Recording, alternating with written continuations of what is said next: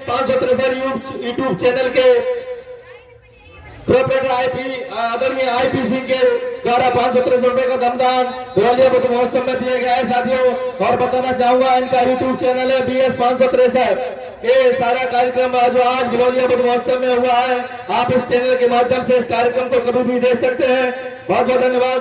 और 250 रुपए का दमदान महावीर की लंबी कड़ी है और हमारे बीच में कलाकार भी बहुत बैठे हुए हैं, तो सभी शालीनता के साथ मंच पर बैठे रहे।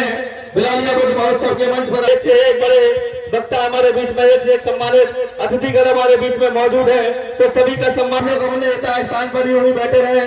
चूंकि साथियों कार्यक्रम रात्रि भर चलेगा, अभी तो आधी रात हुई है, मौका सबको मिलेगा। बस हम इनका हृदय से आभार व्यक्त करते हैं और इस ग्वालियर बुद्ध महोत्सव की पावन बना रखा है, इसके लिए आप सभी आभारी हैं और ग्वालियर टीम आपकी हमेशा आभारी रहेगी। साथियों आपका ये प्यार मान और सम्मान इसी तरह से इस ग्वालियर टीम पर बना रहा तो आने वाले वर्षों में इससे भी बड़े बड़े आयोजन और इससे भी बड़े बड़े यहाँ ये जो विकास कार्य कराए जा रहे हैं, ये सभी विकास कार्य होंगे, बड़े बड़े आयोजन कराए जाएंगे। साथियों बस आपको इसी तरह से अपना सहयोग बनाए रखना है। अब कार्यक्रम को आगे बढ़ाते हुए मैं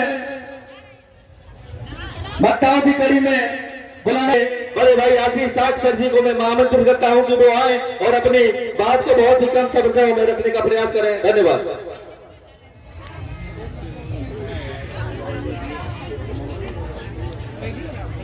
आप सभी को मेरा नमो बुद्धाय।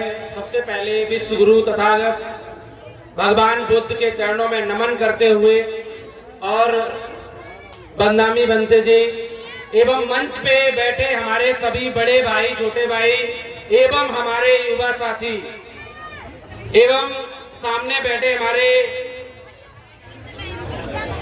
माताएं, बहनें और भाई बंधु, मैं उत्तर प्रदेश के जिला मैनपुरी के खूबसूरत गांव भारापुर का निवासी हूं। मेरा नाम आशीष साख्या है और वर्तमान में मैं गाजियाबाद में आइडियल क्लासेस हमारा एक संस्थान है जो कि गरीब बच्चों को निःशुल्क शिक्षा देने का कार्य करते हैं। एकेडमिक एवं कॉम्पिटिटिव दोनों ही एग्जाम्स की प्रिपरेशन कराते हैं।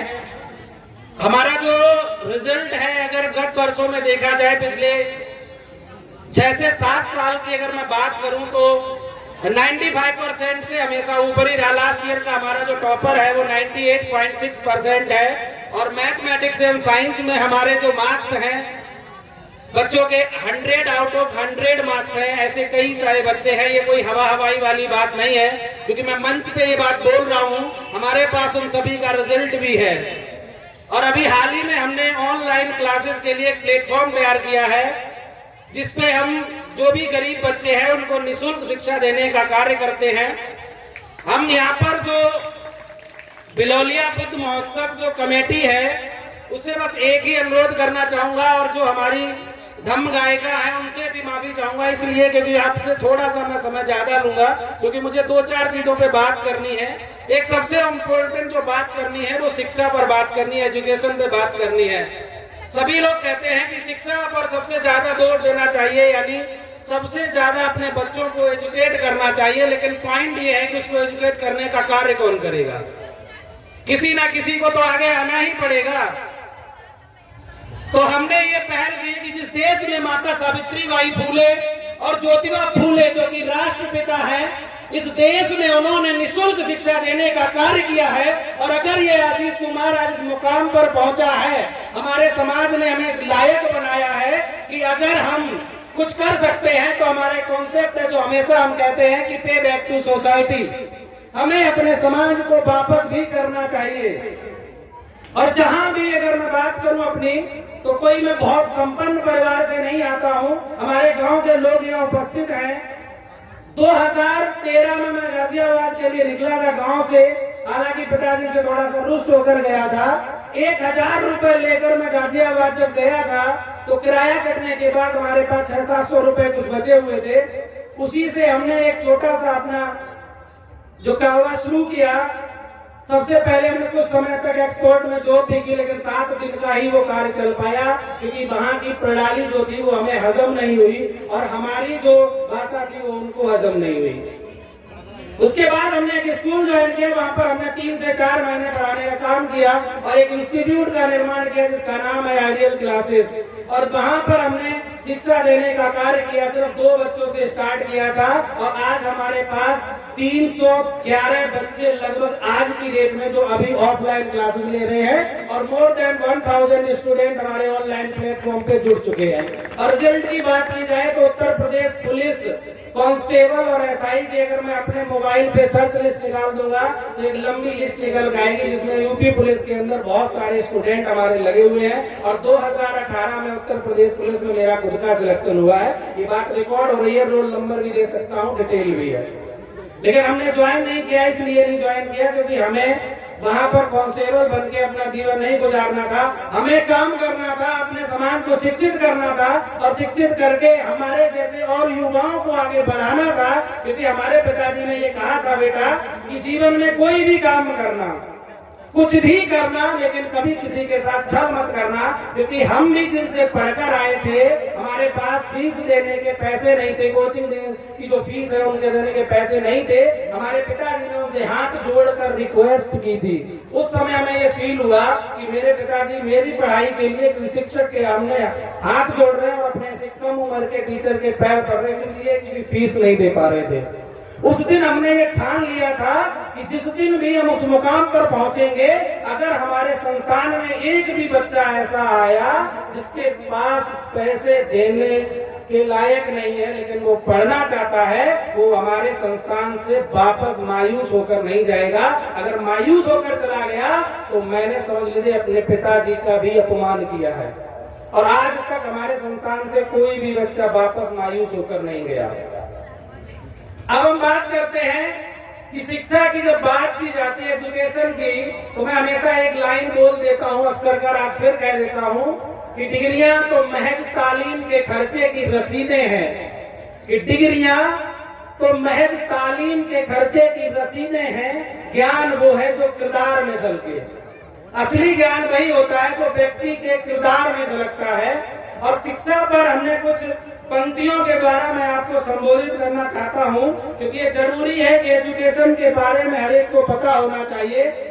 हमारा एक यूट्यूब चैनल भी है, यूथ डायलॉग्स, जिसपे हम युवाओं की बात रखते हैं और वहां पर हम पाखंडवाद जैसी बहुत सारी चीजों पर चर्चा भी करते हैं। और इसके अलावा 2 यूट्यूब चैनल और हैं, आइडियल क्लासेस एवं आइडियल क्लासेस 9 to 12, एक एकेडमिक का, एक कॉम्पिटिटिव एग्जाम का, और एक फाउंडेशन है हमारा MFG फाउंडेशन जिसका मैं एक सदस्य हूं। और उसी के तहत हमने जो फ्री एजुकेशन की जो पहल चलाई है, उस पहल में हमारा MFG हमारे पूरे साथ जुड़ा हुआ है कि शिक्षा पर है सबका समान अधिकार, शिक्षा पर है सबका समान अधिकार। MFG की पहल आइडियल क्लासेस है इसका हल। और मैं कहना चाहूंगा कि शिक्षा ही गौरव है हमारा, शिक्षा ही गौरव हमारा, शिक्षा ही हमारी शान है और शिक्षा ही एक स्वाभिमान हमारा, शिक्षा ही हमारी पहचान है। वक्त की ये जरूरत समझ लो, बिन पढ़े अब गुजारा नहीं है।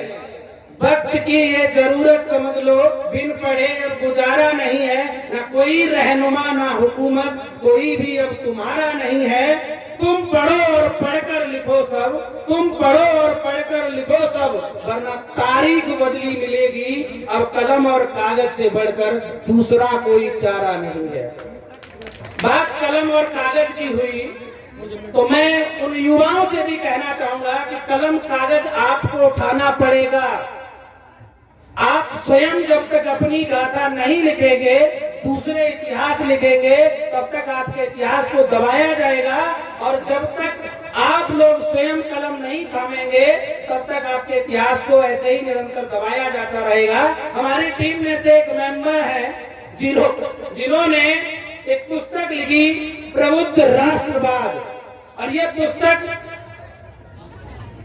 कोई पुस्तक नहीं है, ये आपकी अपनी विचारधारा है। और ये वो विचारधारा है, ये हमारे एडवोकेट, सुप्रीम कोर्ट के एडवोकेट हेमंत कुमार मौर्य जी हैं, जिन्होंने इस पुस्तक को लिखा है, प्रबुद्ध राष्ट्रवाद। जो समाज, जिस प्रकार अगर कोई पेड़ है, अगर उस पेड़ की जड़ें काट दी जाए, अगर वो पेड़ अपनी जड़ों से दूर हो जाए, तो तो उसका तना, फल, फूल, पत्तियां सब स्वतः ही नष्ट हो जाएंगी। उसी प्रकार अगर कोई समाज अपने इतिहास से और पूर्वजों से, अपनी विरासत से दूर हो जाएगा, उसे नष्ट होने में समय नहीं लगेगा, बहुत जल्द ही उसका पतन हो जाएगा। और अपने समाज को अपने इतिहास से जुड़े रहना है। हाल ही में अभी एक घटना बताता हूं मथुरा की। अब ये मेरा घूमना कम हो पाता है, पहले हमें घूमने का बहुत जिज्ञासा थी, अक्सर कर घूमता रहता हूं, हमारी आदत है। सैटरडे संडे हमारा ऑफ रहता है, तो शनिवार को और रविवार को हम घूमने का काम करते हैं, कभी किसी जगह। तो मथुरा में घूमने गए, तो मथुरा के अंदर एक टीला है, जमालपुर टीला। तो वहां पर जब हम घूमने गए तो हमने वहां पे एक राजकीय संग्रहालय है, उस राजकीय संग्रहालय में हमने देखा तो हजारों मूर्तियां भगवान बुद्ध की मिली, हजारों मूर्तियां भगवान बुद्ध की थी। और वह बहुत सारे अशोक द्वारा, सम्राट चक्रवर्ती सम्राट अशोक के द्वारा निर्मित वहां पर आपको शिलालेख जैसी चीजें, जो स्तंभ लेख है, उनके अवशेष मिले। और जमालपुर टीले को जब हमने उस राजकीय संग्रहालय में नाम पढ़ा तो मैं उस पर घूमने की इच्छा जगाई। जब मैं वहां गया तो वहां पूछा जाके, एक सज्जन खड़े हुए थे, मैंने उनसे पूछा कि जमालपुर टीला है? तो बोले नहीं, ये ध्रुव टीला है। मैंने उनको इस पुस्तक का रेफरेंस दिया और मैंने कहा कि इस पुस्तक में उस टीले का जिक्र किया गया है और उस टीले का नाम जमालपुर टीला है। वो बोले जमालपुर टीला नहीं, ध्रुव टीला है। और जब इस पुस्तक की बात की, तुरंत उन्होंने अपनी स्कूटी चालू की और निकल गए, क्योंकि वो समझ गए थे कि इस शख्स ने इस किताब को पढ़ा है और जिसमें इतिहास का जिक्र किया गया और जिसमें कहा गया कि जमालपुर टीला जो है वो बौद्धों की विरासत है।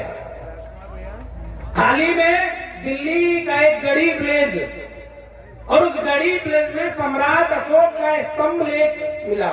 और स्तंभ लेख को 1966 में जब उसे रीड किया गया, पढ़ा गया, तो स्तंभ लेख में बाकायदा ASI ने, आर्कियोलॉजी सर्वे ऑफ इंडिया ने ये प्रमाणित किया है कि दिल्ली जो है वो मौर्य वंशों का व्यापारिक केंद्र रही है। अगर दिल्ली मौर्य वंशों का व्यापारिक केंद्र रही है तो फिर ये बात कैसे आ गई कि दिल्ली तोमर राजाओं की बसाई हुई है? जो दूरदृष्टि वाला सम्राट, जो हमारे देश की पहचान है, और ऐसे दूरदृष्टि वाले सम्राट किसी जंगल में जाकर अपने स्तंभ लेख या शिलालेख नहीं रखवाएंगे। इसका मतलब साफ है कि जो दिल्ली है वो मौर्य वंशों का व्यापारिक केंद्र रही है। दिल्ली तोमर राजाओं की बसाई नहीं है, और इस बात को हम नहीं, ASI प्रमाणित करता है। और हमने उस वीडियो को भी अपलोड किया है। ASI ने बाकायदा उसमें लिखा है नीचे। अभी हाल ही में महाबोधि पर बहुत ज्यादा चर्चा चल रही है, BT एक्ट। अगर BT एक्ट की बात करें साथियों, दुनिया में कोई भी ऐसी संस्था, धार्मिक संस्था नहीं है जिसका प्रबंधन करने का काम अगर कोई दूसरा धर्म का कोई भी बंदे या कोई भी व्यक्ति करता हो। चाहे आप हिंदू परिषद की बात कर लीजिए, चाहे आप जैन की कोई काउंसिल की बात कर लीजिए, चाहे ईसाइयों की कर लीजिए, चाहे पारसी कर लीजिए, चाहे मुस्लिम की कर लीजिए, भारत में एक बौद्ध धर्म की एक ऐसी समिति है जिसमें जो हमारा महाबोधि मंदिर है, जो हमारी ऐतिहासिक विरासत है, जो यूनेस्को द्वारा वर्ल्ड हेरिटेज साइट में शामिल है, उसमें BT एक्ट 1949 लगा हुआ है। और उसके तहत आपको जानते होगा कि BTMC, बौद्ध गया टेम्पल मैनेजमेंट कमेटी, जिसमें कि 4 मेंबर हिंदू, 4 मेंबर बौद्धिस्ट और 1 मेंबर जो अध्यक्ष है वो हिंदू होता है, जो कि डिस्ट्रिक्ट मजिस्ट्रेट होता है। यानी कि वहां भी बहुमत किसका है? जबकि आर्टिकल 25 संविधान में प्रदत्त फंडामेंटल राइट में ये कहा गया है कि किसी भी व्यक्ति को, किसी भी नागरिक को अपने अबाध रूप से धर्म को स्वीकार करने की स्वतंत्रता है। आर्टिकल 26 हमारे जितने भी धार्मिक संस्थान हैं, उन संस्थानों को प्रबंधन करने का अधिकार देता है। यानी किसी भी धर्म का अगर कोई संस्थान है तो उसको प्रबंधन करने का काम वही धार्मिक संस्थान करेंगे। तो फिर आखिर ऐसी क्या वजह है कि जो महाबोधि टेम्पल है उसमें गैर बौद्धिस्ट यानी बौद्ध धर्म के अलावा लोगों को शामिल किया गया, और शामिल ही नहीं किया गया, उनको वहां पर बहुमत में रखा गया।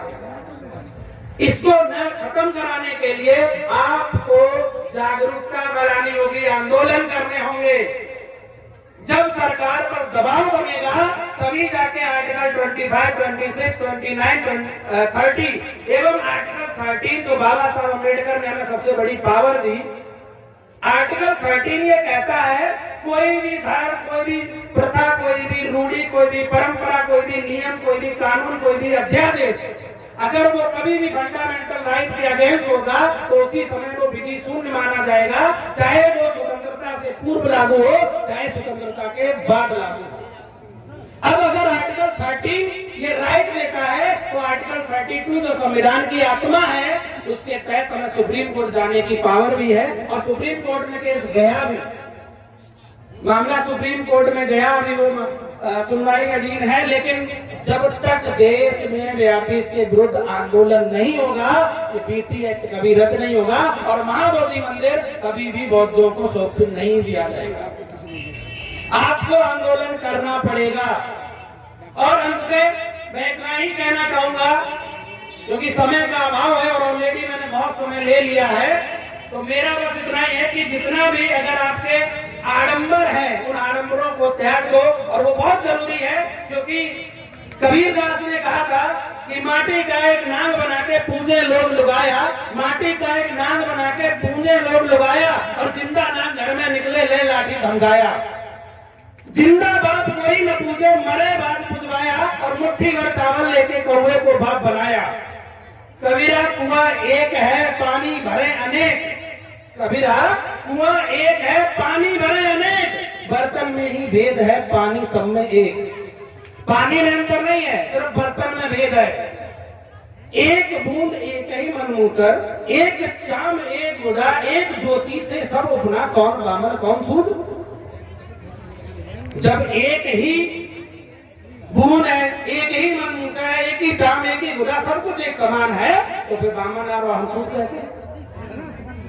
जैसे तिल में तेल है, जो चकमक में आग, तेरा साईं तुझ में है, जाग सके तो जाग। और कहते हैं ना कि भगवान बुद्ध ने एक सबसे बड़ी आपको पावर दी कि जो मैं कहता हूं वो मान लो, वो सत्य है, उनको नहीं। 4 लोग कहते हैं वो मान लो, या वही सत्य है। 400 लोग कहते हैं वो मान लो, वही सत्य। ऐसा नहीं है। आप अपने बुद्धि और विवेक तर्क पर इस्तेमाल करो, जो आपको सही लगे वही सही है। यानी आप अपना दीपक स्वयं बने, आपको अपना दीपक स्वयं बनना होगा।